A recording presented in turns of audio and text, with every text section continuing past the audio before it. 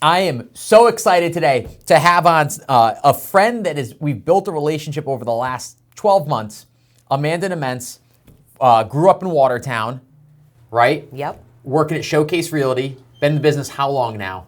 Going on 5 years. Let's go. Yeah. So this episode today is built on people hire who they trust, authenticity wins, some ups and downs and overcoming those. And your numbers speak for themselves. Over 60 million in closed bond. Not yet, but we're getting there. 16. I was like, just under 16 million. You helped about 35 to 40 families last year. You were rocking and rolling. Are you excited about the business right now? So excited, so motivated, so fired up. How do you get that motivation? Where does it come from? You know, to be honest with you, that is such a great question. I don't really know where it comes from. I think that is something that has always just been embedded in me. Anytime I've ever wanted something in my life, I've done whatever it took to get it, and I've always gotten it. It's a mindset. Yeah. So you were very pleasant to be around, pleasant to work with. Every client loves you. And I think it's what you said, do whatever it takes. I mean, that's for clients, for your business. I think people are going to enjoy this because they're going to get to know you a little bit more, especially growing up, childhood, some of the things that got you into the business and struggles you overcame, and which made you who you are today. And then we'll talk about your actual business today because every client that's worked with you that I've worked with has had great things to say. So let's start from the top. You grew up in? Watertown, Connecticut. Yep. And you're one of two? One of two, me and my sister. Yep. I'm the older one. We're 3 years apart. Grew up living with my parents, Martha and Armin Chenard, great people. Your mom's awesome. Yeah. She's in the business and she's funny. She's in the business. She was actually, one of the reasons why I got into the business. Yep. Because I saw her take the leap from corporate life right into real estate, and she did incredibly well. And then my husband, right there encouraging me, saying, you know what, you need to get into this business. I never thought about it. I never saw myself in sales or working in real estate. So I just decided to take a leap of faith and try something new and ended up loving it. So Vic, like 5-6 years ago, pushed you? Yes. Okay, we're not going to go there yet. So where'd you go to high school? Watertown High School. Graduate from Watertown. You get right into nursing, right? Yep. Okay. Before getting into nursing, did you know college wasn't for you? I was such a different person at that time. My focus was different. Growing up, and all my friends will attest to this. Yeah. My focus and my goal was to build my family, get married, have 2 kids. I think I even put it in my yearbook, a boy and a girl. Yeah. And that's exactly what I ended up with. So it really worked out. I lived my life on my terms growing up.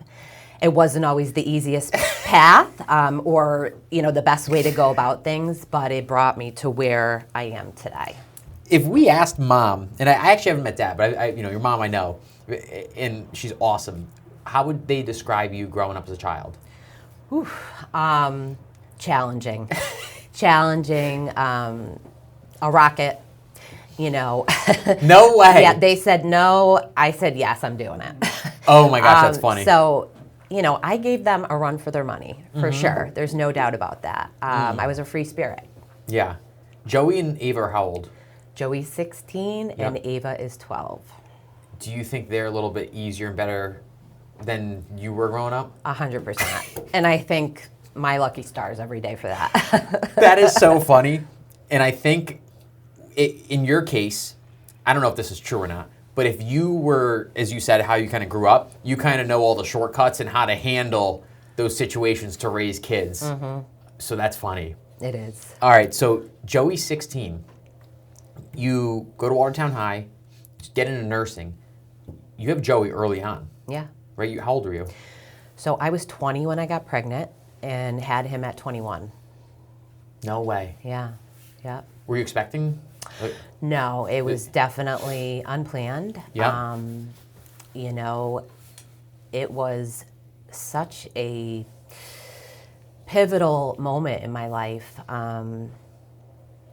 I was trying to figure out who I was as a young woman, but really I was still a kid. Yeah, 21. I was still 20 in college. Most people were in college. Yeah, all my friends, you're getting to the age where you can drink, even though, we were all doing that long before 21. Yep.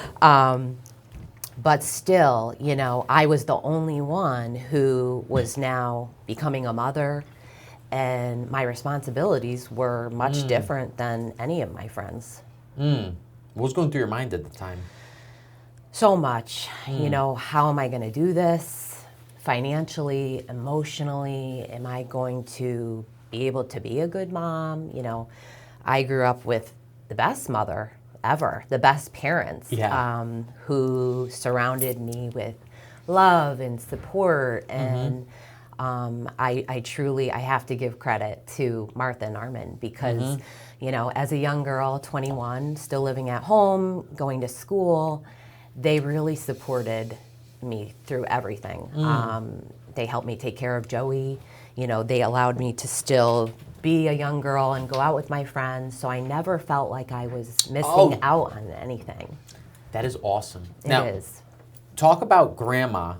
So you find out you're pregnant. Martha's mom, did you call her grandma? Yep. Passes away. Yep.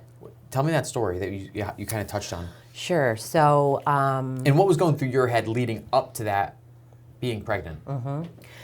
So I found out I was pregnant. I'll never forget this day, and I knew, oh God, I have to tell my mom. I was. Were you nervous? I was very nervous. More nervous than this podcast? No. Oh yeah. I wasn't sure, how she was going to take it. I was at work, and on my break, I decided I just called her up. I came out with it right away. I said, I got to tell you something. And she said, what? And I said, I'm pregnant. And her first words were, well, you better keep working because you're going to need to buy lots of diapers. No way. That's so funny. Yep. And I remember just my response to her was kind of like, don't worry, Mom. Everything's going to be okay. I'll take care of it. It'll be fine. It'll be fine. And it was touch and go for a while in the beginning because... While you were pregnant? While I was pregnant. With the relationship with your mom? Well, in the very early stages of it, she was unsure about how she was feeling. She had also just buried her mother, my grandmother, so it was an emotional time within our family, for sure. How long ago did she... For sure she had to process information. How long ago did your grandma pass away? From when you told her, do you remember? So... A year, a month? No, it was, I feel like it was probably like within a month of her passing. So it was shortly after. Yeah. So, as a mom now myself, I can understand her reaction and it being very, raw. You're worried about your daughter who's young, not married, possibly going to bring a baby into the world. I understand all of that now. Yeah, 21. It's very young. It's very young. I do like, though, how that call went. When you have, news to deliver that might not be the best news, you need to, right away dive into it. Not to compare, mortgages, but or any bad news I ever have to give. It's right away you're on the phone. It's not, hey, how's your day going? It's like, hey, I'm calling you because this is what's going on. Here's what we're going to do to fix it. Exactly. I love that as well. And I think, and I never really thought about this, but her response to me in such a critical time in life, I think has really shaped how I function within my own business. Because like you said, we often are dealing with very challenging situations, and a lot of people will crumble under that pressure, under that stress. But us as the business owners and the people who are guiding these people through these transactions have to be like, hold up, this is what we're doing. This is how we're going to surpass that and climb that challenge. And that's how I tackle everything. I absolutely love that, and it's so true. And the mountain of pressure that builds up, and it's like, all right, I'm just going to chip away at it. Exactly. I have a plan, and I'm just going to tackle it one by one. You said your mom gets a message from your grandmother or something like a dream. What happened?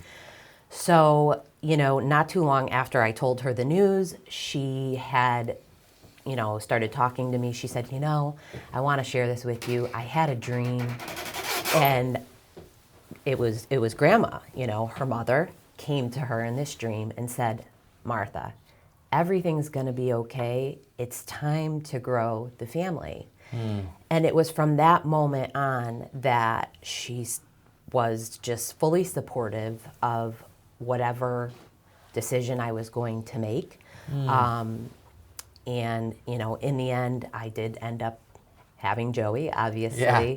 And, he was definitely one of the best things that ever happened to me, for sure. So you have Joey, you keep working. Keep working. Mom and dad are there to help support, though. Yep. What you said, and even like be a young adult to have fun, socialize with your friends, all that still happened. Yep. But your work ethic, do you think a piece of that was from before this period? Was it because you fought through like this challenging time? I think it was definitely before, for sure. I've always been the type of person to handle everything. So if there's a situation, I just take care of it. I knew I'm bringing a baby into this world. I need to be able to financially support him. Yeah. I need to be able to do my absolute best to provide everything that I can. Yeah. And in the very early beginning stages, obviously mom and dad were there to help. But I did end up moving out when Joey was 2 and bought my own condo. Oh, awesome. Do you think nursing, before we dive into that, translates well some of the tools you get from being a nurse to being in real estate? You're probably dealing with stressful situations. Absolutely, 100%. As a person growing up from a very, very young age, I always knew that I wanted to help others, service others, take care of people. And nursing is a little bit different, a lot different than real estate. Yep. But you're still helping people in critical times of their lives. Especially this past year for me, I've dealt with a lot of clients who were experiencing divorces, deaths in the family. So these are monumental Moving into nursing homes. stages of life. So yes, my nursing background has significantly helped in propelling my real estate career. Yeah, just being able to deal with people Absolutely. in stressful situations. So a couple years after having Joey, you meet Vic. Yep. But you already knew him. Right. But you guys, what's the story? So we dated briefly before I had Joey, and then reconnected when he was about 2 years old. Where'd you guys reconnect? How'd you meet? Like friends, or you just? So I ended up running into him, I think, in Watertown again, and we just kind of reconnected that way. And, obviously it was different because I had Joey. That's so funny. You guys started dating right away? Oh, yeah. Yep. And then a couple years later, you guys have Ava. Correct. Yep. How much younger is Ava than Joey? So they're about 4 years apart. And they're in school where in town? So Ava's in Thomaston. She's in 7th grade. And then Joey is actually a junior. So you start dating Vic. You guys get married. He steps in and really becomes a father figure for Joey before you guys have Ava. Yep. Do you want to talk about the bond they've formed and then the family unit coming together when Ava Definitely. is born a couple years later? Yeah. So it really was the most beautiful thing I probably have ever seen or witnessed. And everyone around us noticed it right away. When Vic and I got back together, we'll say, Joey was 2, and he immediately took to Joey, and Joey immediately took to him. I wasn't expecting it. I didn't know how it was going to be, but it was so natural. And it was so beautiful to see. And Vic really stepped in as his dad. And he raised him. Yeah, that's awesome. Vic grew up in Watertown? Yes. Well, actually, originally from Waterbury, and then moved to Watertown. He's an electrician? Electrician at St. Mary's Hospital. Yep. Awesome. Growing up, was Joey involved in sports? He was. What did he play? A little bit of everything. So, Oh, really? Well, it was a mix. Yeah. So he played football in Yep. high school for the first 2 years. He did track. He did soccer in his early years. Yep. And, now he's got a little part-time job at the local grocery store. Which one? Adams in Awesome. town. Yeah, so he's doing well. He's going to school for plumbing and HVAC. So he's Where's he going to go? Oliver Wolcott in Torrington. So Fantastic. he'll graduate next year, and hopefully get a job. In the trades, I'm In the sure he's going trades, to yeah. 100% be able to get a job. Yeah. Oh my gosh. Yeah. How about Ava? So Ava, What is she's in 7th grade. Yep. She has played basketball. Yep. She last year did field hockey, which she absolutely loved and did pretty well. So I think she's kind of found her niche with that. But yeah, she is just a ball of fire. Oh, no way. Kind of reminds me of myself a little bit, which is scary. Yep. But they're great kids. That's awesome. They are. What does Vic enjoy doing? What are his hobbies? So Vic really enjoys collecting things, like? oh God, sports cards. No way. Any particular sport? He loves football. So we are a football family. Who do you guys root for? Patriots. Wow. Yep. Even though right after that Super Bowl, that flag was in the garbage. Yeah, that was hard to watch. But anyway, yeah, football is definitely the sport in our house. He loves it, and Vic also collects sneakers. No way. So if you ever come to our house, you go down to his office, every single wall is full of all different sneakers. Does he collect and just keep or sells? So as of lately, he's been keeping, slowly selling, but he's got quite the collection. No way. Yeah. That is so funny. So if we see him out, is he in Air Force Ones? Is that his go-to? Or no? Yeah, he does have those. He does wear those quite frequently. Yep. What else does he wear? I don't know. Jordans probably. That's so funny. Yeah. Unreal. So going back, 21 or 23, you buy your first condo, right? Or around that time? Yeah, 23. Yep. Love it. Around when you meet Vic, when do you guys end up buying a home together? When do you move into a single family? So when I bought the condo at 23, Vic didn't want me to buy that condo. No way. No, he said, just wait, come on, we'll save money and we could get something better. And I said, nope. I said, absolutely not. I said, I got to get out of my parents' house. I said, I have a 2-year-old son here. I said, Yeah, and you're seeing him. Yeah, I'm making this move for us. I said, you can either come and move in or don't. I said, but I'm doing this. And ultimately, of course, he ended up moving in. And guess who was my agent at the time? Your mom? No, she wasn't in the business. John Donato. No way. Yes. So John will recall this entire situation of buying the condo, and I'm sure he can say Amanda was the easiest client because I literally was. Actually? Oh, actually. We'll fact check that. No, I'm kidding. That is so funny. Yep. I mean, you probably had to move out. You're like, I got to get out of here. I was so determined. you know. And then I saw that condo. And when you put your mind to something, you're getting after it. Oh, yeah. Yeah, 100%. It's happening. So how does the transition happen from, at that point, it's not until like 8 or 9 years that you start getting into real estate. Yep. So you're just working as a nurse at a hospital at that point, over that time? So a few different changes during that time. Yep. So started, let me go back here. Initially started working at an assisted living facility up in Litchfield. So those were really my nursing roots. That's where it all started.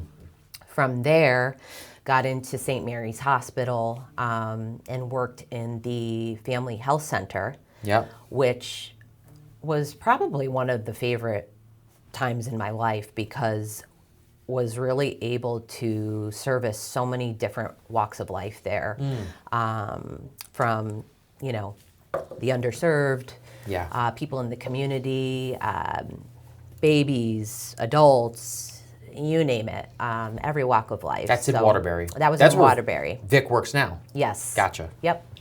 And then from there, went to a cardiology office where I managed the Coumadin Clinic. And that The what? The Coumadin Clinic. What's that? So that is for people who are on blood thinners. Oh. So, often, you'll see somebody go on a blood thinner if they've had a stroke or maybe they've had cardiac surgery. So, I was a big part in that. Wow. Is that the last thing you do in nursing before making this shift? Yes. You said that Vic had kind of pushed you into real estate, and you're going from a very safe job, steady paychecks, Yep. to a full commission, eat what you kill business. How were you feeling at that point? Extremely nervous, What was the conversation you and Vic had? Because there's probably other people that think about this and say, all of a sudden I'm giving up benefits, I'm giving up steady pay to make a jump and bet on myself. Right, exactly.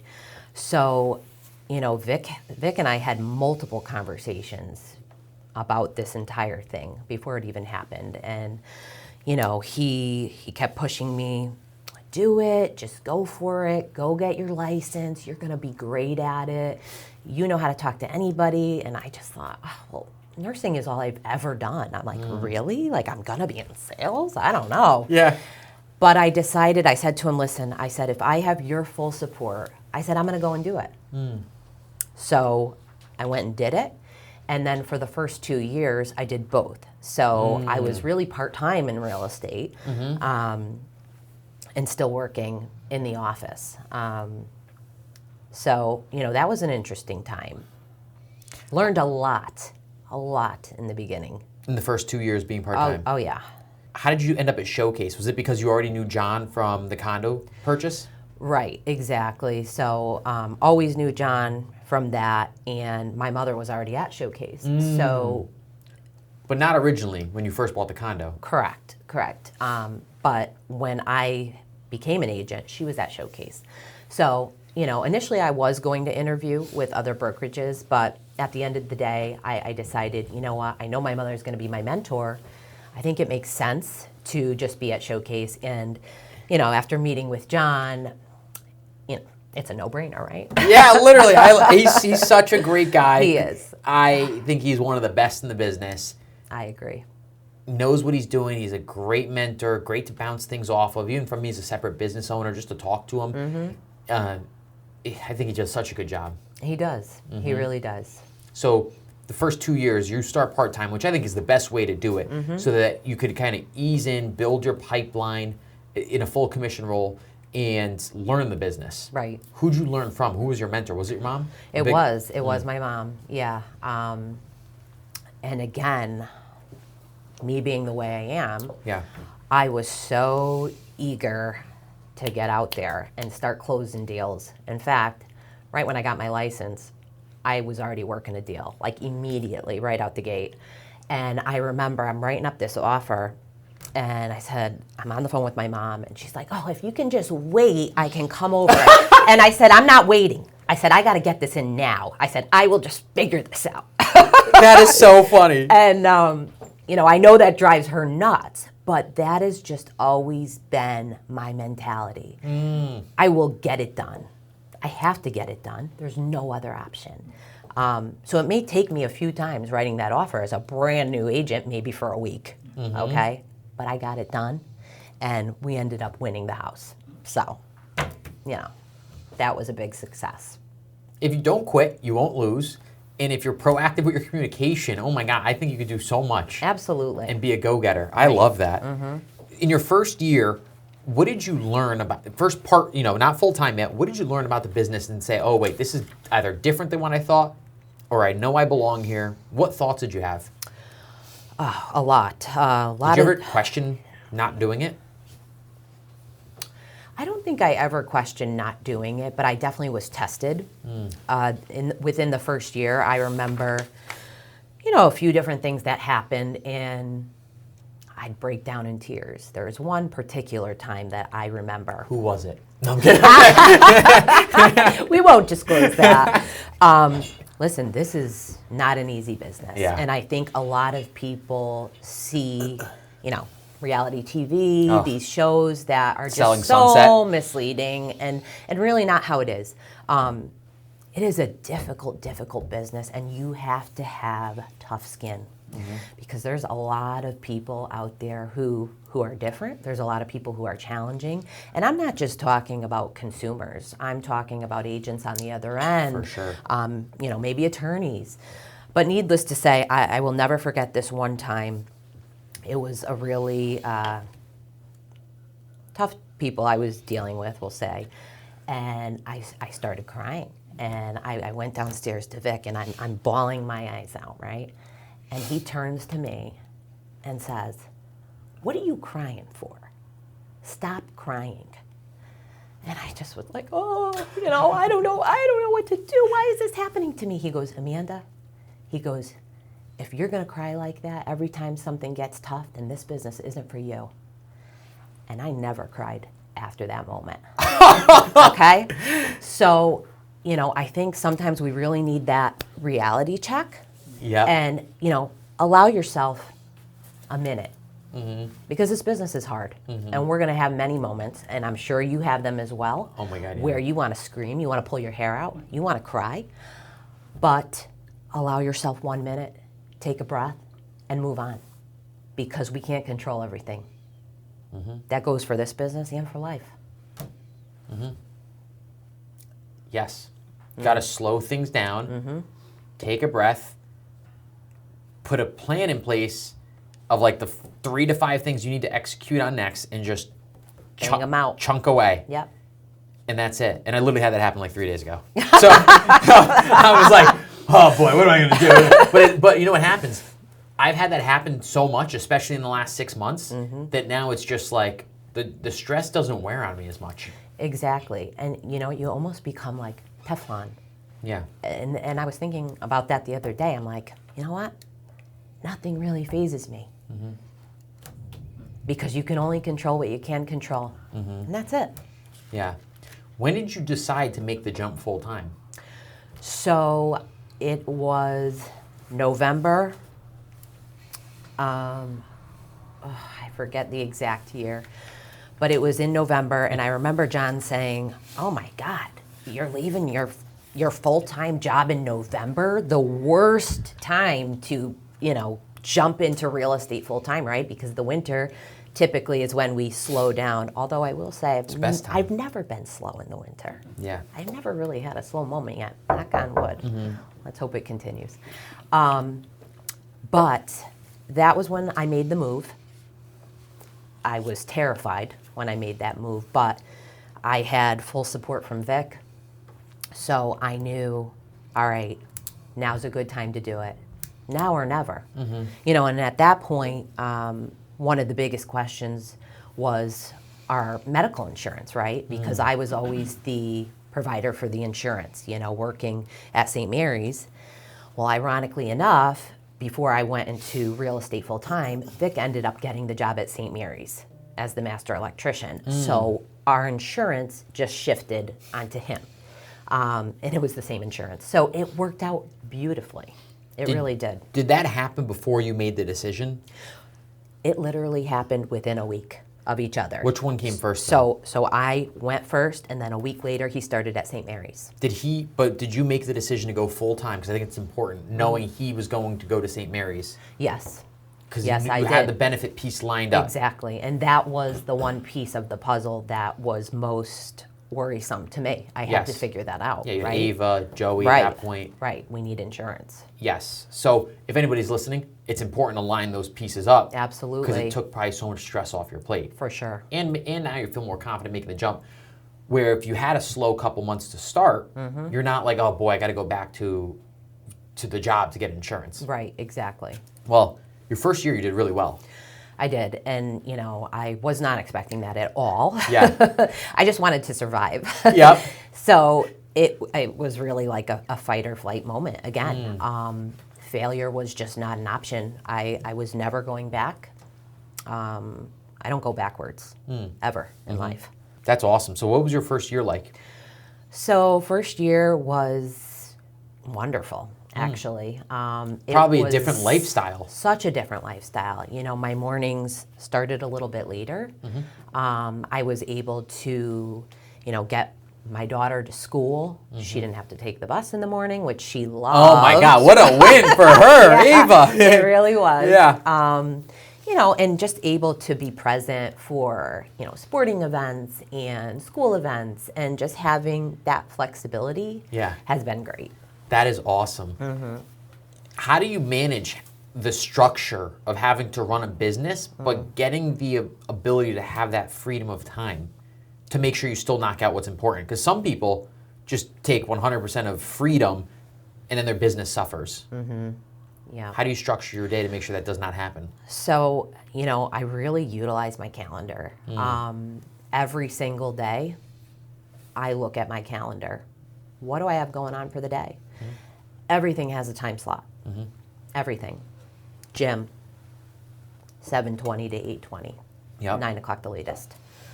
And every day is different in real estate. You know, sometimes there's inspections, there's listing appointments, there's buyer showings. So every day is different, but everything has a time slot.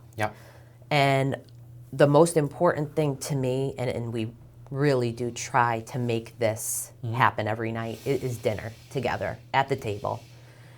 Every single night. You know, we don't always get to do it every night, but it's pretty important. That's one time where we're all sitting together, we can talk about our days, and that's crucial to me, that family time. I love that, being able to like unplug for a little bit and just come together. Right. This past year, you had a great year.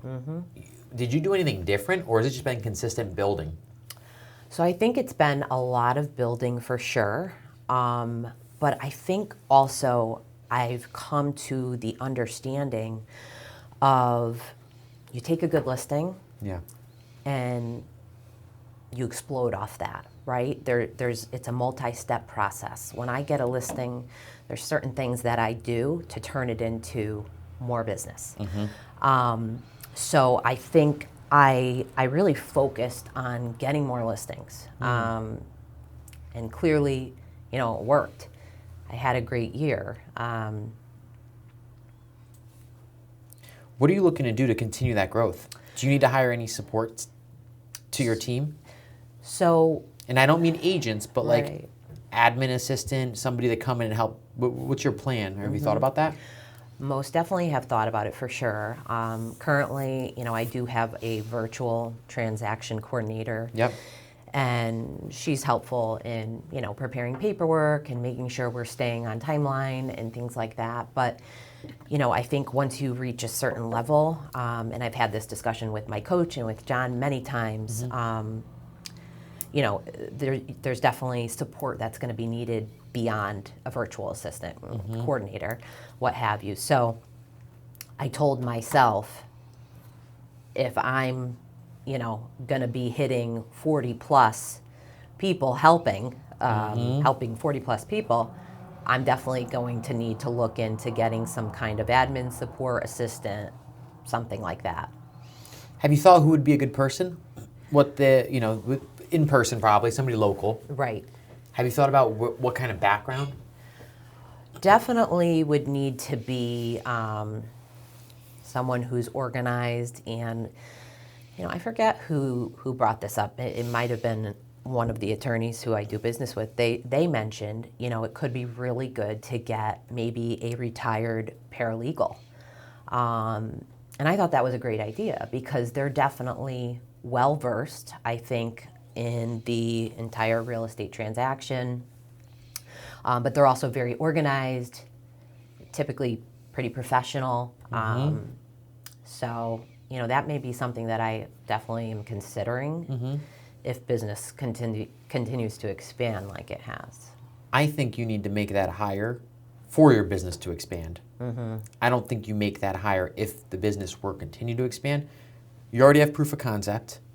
If you bring that someone on, it'll come out of your profit, right? Like your revenue. Right. But it will allow you to service more people at a higher level. So that's what I think most people do get wrong. Not that I'm saying I'm 100% right. No, I do. I think you are right, actually. I'm doing it this year. I'll let you know. Yeah, let me know. We could We'll compare notes. How do you know who the right people to work with are? Because you probably you don't work with everyone. Right. So obviously we all want to work with people who are motivated, right? Time is precious. Time is money in this business. So, and this is probably something that I've paid a lot more attention to within the last year or so. And it's a pre-buyer, pre-seller questionnaire. And it really helps me gauge motivation, how serious the people are. And that's been a game changer. You know, I think every agent should be doing that because you don't want to waste your time on people who aren't serious and people who aren't motivated. It's 100% true. Now, you might get somebody that might not be motivated right now. Right. But you want to help them when the time comes. Absolutely. It doesn't mean, you know, cross those people off the list entirely. Absolutely not. But it means, you know, you put them aside. Touch base with them in a couple months. You know, see if their life has changed, if their motivation has changed. And that's why you do that questionnaire with people. And you do some great job with social media, education online. And that's a way to stay in front of people too, to just constantly be informed with what's going on in the market, but also how to buy, how to sell, what's required to be successful. And I think that by just following you on social media, that people learn a ton. They do, you know, and I do really enjoy making those videos. It's a great way for me to connect with people out there in the community. And I've gained, you know, quite a following, I think, from doing those. Social media has been such a big part of your business. Moving forward into the next year, where do you want to focus with social media? So definitely want to increase the amount of videos that I'm doing, you know, whether they be educational, personal. I think that is so very important to stay on top of, you know, getting in front of people, you know? 100%. The marketing piece is you got to educate people, but also make them aware of your services. Right. And they have to know, like, and trust you. Exactly. And I think what you just said is educational about how to buy, how to sell, how to transact, how to prepare is so important. But if we could also carve out some day in the lives of what your day looks like, how you interact with clients, business partners, people you do business with, that would showcase the likable side. And then what you actually do all day, because most people get it wrong about what real estate agents do. 100%. Like, they don't realize the amount of work that goes into being an agent. Exactly. So I think that'd be a big win for you. And we've done a couple business spotlights, which have been awesome. We have. Where have we done them so far? So I think mostly all of Litchfield. We've done a few in Litchfield. We have. So we did at the corner. The corner. We did West Street Grill. Yep. The Abner. So fun. So fun. And Yep. we've had some interesting experiences. Oh my gosh. We had lunch at West Street Grill. Iconic. James is from Ireland. He worked in Manhattan, owned a restaurant there, came up to Litchfield like 20 years ago. And he's interesting. Very. What's like a word to describe? Eclectic? I don't even know if that's right. Yeah, I would say he's probably, definitely eclectic. He cares about what he does. He's particular. That's what that's the perfect. Like, the dish has to come out. Yes. And like, this plate needs to hit the table at this time. Right. But it was a great experience. It was. And the Abner's a beautiful hotel in Litchfield. That used to be an old courthouse. And they converted it like recently, right? Right. So probably a couple years ago now. In fact, I remember going there for jury duty way back when. Wow. Yeah. The Abner's unbelievable. And I went with Caroline like 2-3 weeks ago. We went last February, we went this February. Right. And beautiful hotel. We didn't have dinner there, but we had a drink upstairs at the restaurant, which is an awesome, cute little restaurant. And it's downtown Litchfield. Like, I don't know if you call it downtown, center of town, but they actually call it, I think, uptown. They do. Which is funny. I know I was calling it downtown, and I think someone in the comments said, Well, I've been living in you're Litchfield for 80 years. probably not from Litchfield because it's uptown. Oh my gosh. Blocked her ass. But it is such a awesome town. There's a lot to do. There is. There's so much to do. There's a lot of history, which most people, are aware of. George Washington rode his horse up 63 and actually stayed at one of those historic homes. So it's very interesting. There's beautiful, I don't know what you would call it, like not an estate, because I don't know if they're that, but homes on North Street, South Street that are like unbelievable. Amazing. If it wasn't an hour from the water, I might live there. That's how nice it is. Yeah, no. But if it was close to the water, they'd be 3 times the price. Probably. So, West Street Grill, the center, what was that? Corner. Yes. Yep, that was awesome. And the Abner. I absolutely love that. So we'll continue to do business spotlights. And I think you're going to look at some of your clients too, right? You want to reach out to clients that you have that own their own businesses and connect with them on that front. Absolutely. That would be great to showcase. So talking about a great year, the plan for social media. Last night, you guys had an awards dinner for Showcase. We did. Yeah. How did that shake out for you? I mean, it was incredible. I won a bunch of awards, so truly blessed and humbling, right? Let's see. I was number 2 in the entire company. For your 3rd full year in the business? Second. 2nd full year? Oh my gosh. Yeah. So that, I'm pretty proud of that award. I was the number 1 buyer's agent in Watertown in all of the MLS.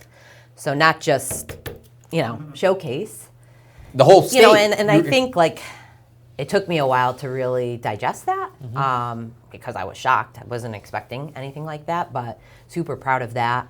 Was the number 1 agent in the Watertown office, top 25%, $1 million club, sold 2 homes that were over $1 million this past year. So, that was exciting, right?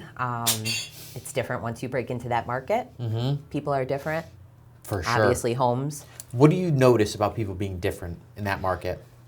So, I mean, me personally, in my experience, I find people in that market to be a little bit easier to work with. Not always, but I find that if they're choosing you to work with, they're more trusting. They trust what you say. They trust your advice, how you're guiding them in pricing their home. So it feels good. It's a pleasant experience. I like that a lot. I didn't think you were going to say that or how you were going to say it. That was good. Number 1 buyer agent in the town of Watertown. That is a huge award. Yeah. When people are thinking about moving into a town, they need to know about schools, the different neighborhoods. If you're number 1, you know the town better than anyone else. And I believe if you're listing a home, your agent does not need to live in that town. Right. If you're buying a home, the agent you work with really needs to know that town, right? Whether they live in the town, they frequent it, they live next to the town, because you want to know what's going on in that market. Of course. That is awesome. How do you play? Are you going to continue to build on that this year? Absolutely. I would love to be the number 1 listing agent in Watertown. And I was close. You were close? I was close to the top. I was up there. 5, 10? I have to circle back with John on it, but I would say definitely top 5. Let's go. Which is also pretty impressive, But again, those are my roots. I grew up in Watertown. So that's my bread and butter. I know that town very, very well. I think becoming a real estate agent, even in the mortgage business, but especially as an agent, it is so important to do business where you grew up because you have the established relationships already. Right. People already know, like, and trust you. So that gives a huge advantage for anybody thinking about making the move.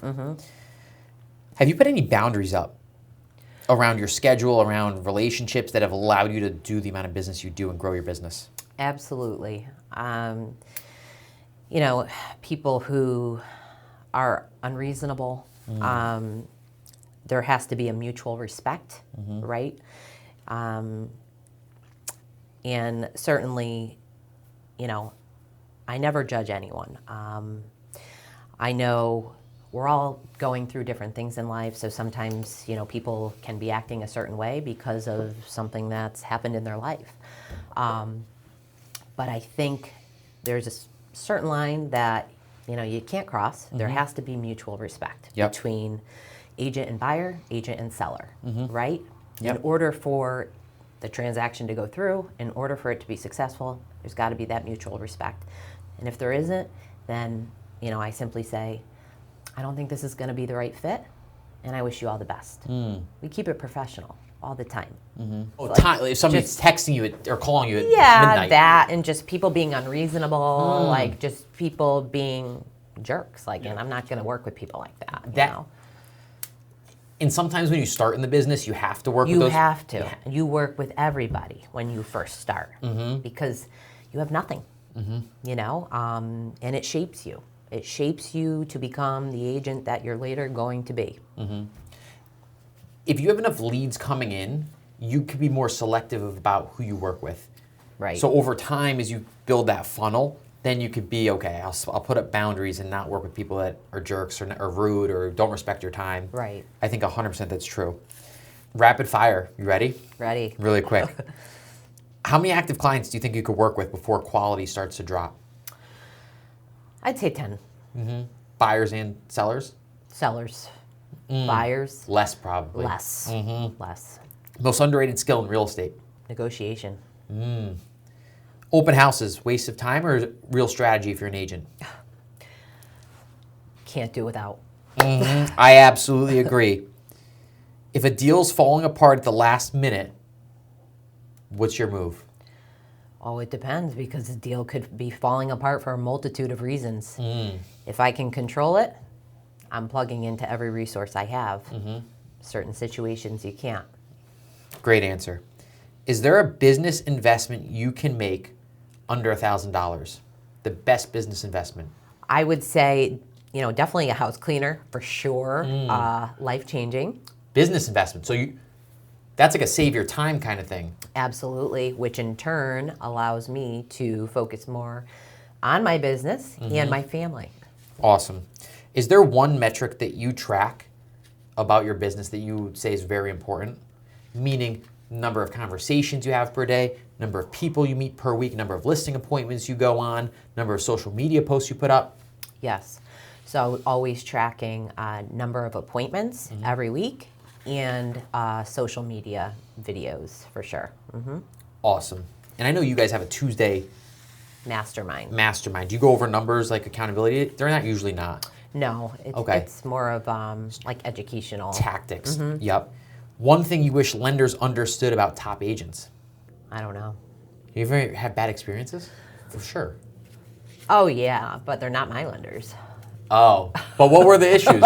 Yeah. Oh, God. Not getting back. Actually, I remember this one guy. Oh, he was a piece of... To help a client get to a closing table involves a lot of moving pieces. Yes. You have, let's say they're buying a home with a mortgage. You have a lender, you have a buyer's agent, listing agent, selling the house, seller's attorney, buyer's attorney. It is imperative all those people are actually aligned in getting to the closing table. The negotiation and how it happens might differ, right? And who you're representing. But as a listing agent, it must be so important looking at the buyer's agent you're going to be working with and that buyer's loan officer and lending company to make sure, because if you've had a bad experience with an agent in the past and they're difficult to work with, or the loan officer has screwed something up that was something they could have controlled, it probably will impact if you're going to work with them in the future, or at least advise your client and say, hey, this is what I've had in the past. Because sometimes they're out of your control, but if somebody's a bad communicator, completely different story. And I think that most people don't realize how important relationships are getting to, going under contract, getting people to want to work with you is so important in this business. 100%. Can't stress that enough. In fact, one of my most recent sales, I sold the house the day before the auction was supposed to happen, okay? Talk about stress. Talk about challenges left and right. A foreclosure auction? Yes. Wow. But thankfully, I had a phenomenal buyer's agent on the other end who knew what he was doing. Our communication was so tight. We talked constantly. We both had the same interests, obviously. We want to close this, right, for our clients, for ourselves.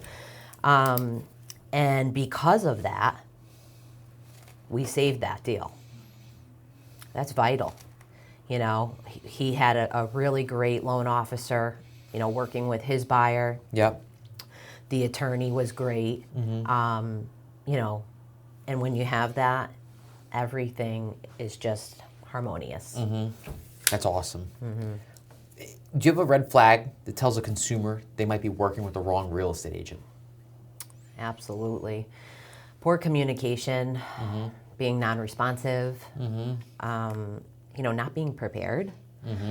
I can't tell you how many listing appointments I've gone on and my sellers will say to me, wow, you really did your homework here. The last person we interviewed showed up with nothing. They, you know, they didn't do anything. And I was like, wow, well, I mean, this is just what I always do. I run a business. Right, I run a business. I do my homework. I mean, I wouldn't want to work with someone who didn't study my house, didn't study the situation. The neighborhood, the town. The neighborhood, everything, everything. Wow. What's the plan for the rest of 2026? Keep building my empire. Love it. It's only up from here. Absolutely love it. And game plan, I think, is to buy some real estate too. Keep buying real estate, right? Eventually. Yep. Awesome. Have you thought about 3 to 5 years out what you want life to look like if it changes from where it currently is? I think about that often. I'm a Pisces. We're dreamers.